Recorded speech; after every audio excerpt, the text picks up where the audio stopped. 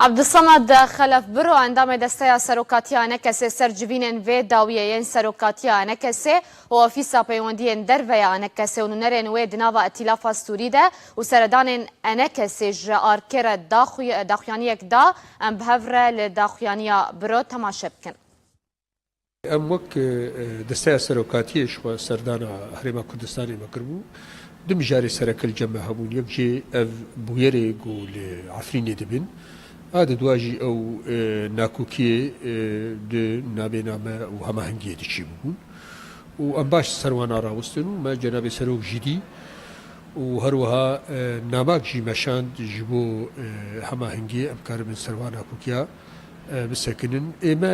وك بوصلامة بروجامي نتوي كردي دوزا كردي براستي وباش ما تكسكرشي د بويري قول عفريني تشيدبن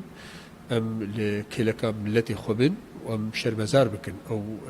دجيتي ودجمانتي ودستي وردانا بو ترك هندري ويدكن او هيزي قلدو وين عبجي انها ايروجي بلكي او مجار گفتگو بو يعني اوفيسا تيكليا هرما كردستاني ام د جواتك بهبر باش اف مجاري سياسي دنامد دانوستان سرويا چيبون ایروژی شاندکما آنها دردکه لأمریکا و بریتانیا و فرانسا و فنلندا جی